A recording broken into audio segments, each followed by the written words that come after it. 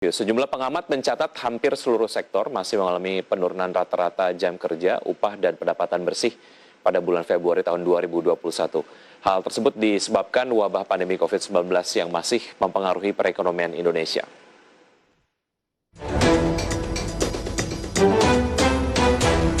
Sejumlah pengamat mencatat hampir seluruh sektor industri masih mengalami penurunan rata-rata jam kerja, upah, dan pendapatan bersih pada bulan Februari 2021. Hal tersebut disebabkan wabah pandemi COVID-19 yang masih memberi dampak pada perekonomian Indonesia. Berdasarkan data LPEM FEB UI, sektor pertambangan dan penggalian menjadi yang mengalami penurunan rata-rata cukup tinggi, yakni mencapai sebesar minus 22% secara tahunan. Kemudian disusul sektor penyediaan akomodasi dan makanan minuman sebesar minus 10%, serta sektor transportasi dan pergudangan sebesar minus 9%.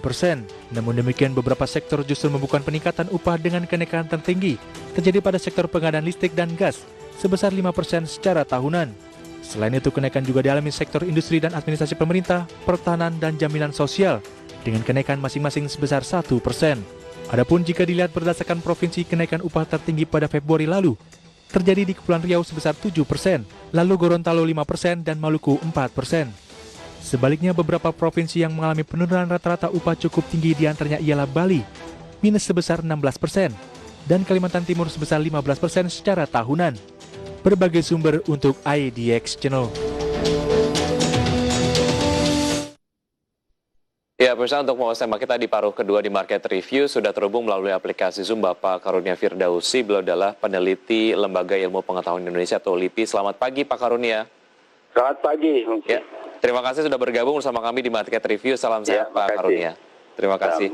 Baik, oke. Melihat data-data tadi di paket pengantar mengenai sektor pertambangan dan juga penggalian, ini masuk ke dalam sebuah sektor yang mengalami penurunan upah tertinggi selama pandemi COVID-19, yaitu sekitar 22%. Bagaimana Anda melihat penurunan ini, Pak Karunia? Iya, makasih. Jadi faktor akar permasalahan ini kan pada COVID. Ya, jadi karena masalah COVID ini belum selesai dan kita tidak tahu akan kapan selesai, maka implikasi dari COVID ini, pandemi ini menyebabkan sektor-sektor seperti pertambangan ya, yang relatif juga perlu secara fisik ya, secara fisik harus kontak begitu ya.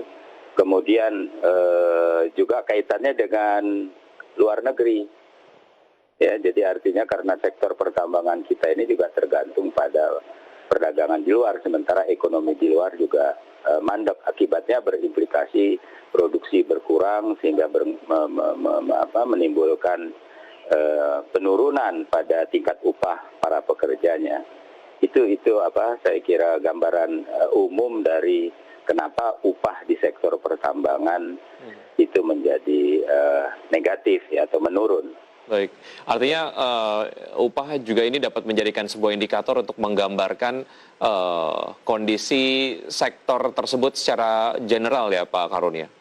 Iya pasti, ya artinya dengan upahnya tinggi maka berarti sektor itu baik, seperti tadi disebut di Bali misalnya.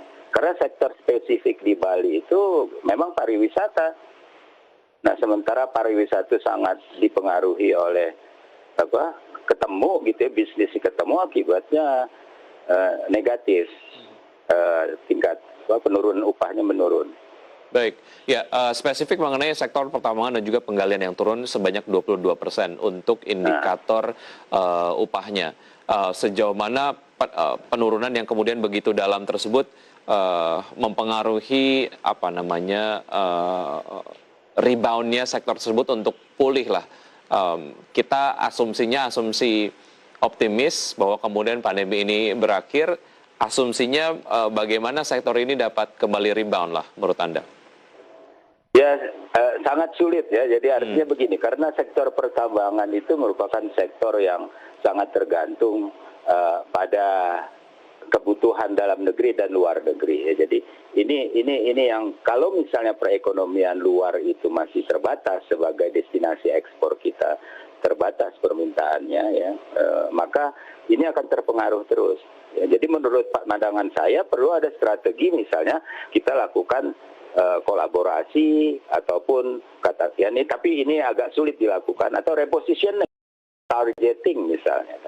Target pasar kita rubah, artinya pasar untuk sektor pertambangan itu kita arahkan pada negara-negara yang tingkat pertumbuhan ekonominya semakin membaik, sehingga kita mudah melakukan perdagangan kepada jadi kepada negara-negara tersebut, atau kepada bidang-bidang yang bisa meningkatkan upahnya tenaga kerja. Jadi kata repositioning atau retargeting, atau mungkin saya nggak tahu apakah pindah kepada produk lain yang lebih ini, shifting portfolio itu menjadi penting. Tapi itu sekali lagi tidak dengan mudah ya. Jadi perlu ada satu perencanaan yang cukup matang dan dalam gitu. Baik. Itu menurut pandangan saya. Ya, melihat perburukan kasus COVID-19 di Indonesia, akankah semakin sulit untuk sektor ini bangkit, Pak Karunia? Saya kira kita nggak bisa memperkirakan tentang COVID itu akan berakhir ya. Jadi menurut saya pertanyaannya itu mestinya bukan menunggu kapan itu berakhir, tapi kita harus mempersiapkan fasilitas-fasilitas. Jadi kita harus membentengi. Menurut saya kita harus membentengi supaya penularan COVID itu, apapun, apakah itu mutai itu, bisa kita atasi. Jadi itu sesuatu hal yang mutlak dikerjakan. Sementara di sektor-sektor yang terutama yang saya lihat ini, ada yang sektor pun tumbuh itu dipush demikian rupa, sedangkan sektor-sektor yang tadi Anda sebut kayak pertambangan, pariwisata dan seterusnya, dalam jangka pendek menengah itu perlu difikirkan bagaimana ini bisa terjadi kayak semacam strategi kolaborasi. Saya nggak tahu persisnya, misalnya katakanlah bagaimana pertambangan itu bisa berkolaborasi dengan sektor-sektor lain gitu ya, sehingga akan menimbulkan dampak positif. Ya, sektor-sektor lain yang juga mengalami penurunan upah adalah sektor penyediaan akomodasi dan makan minum. Ini berkaitan dengan sektor pariwisata dan juga transportasi dan pergunungan. Bagaimana point of view Anda mengenai penurunan tersebut di sektor-sektor ini? Kita akan lanjutkan usai jeda berikut ini, Pak Karunia. Dan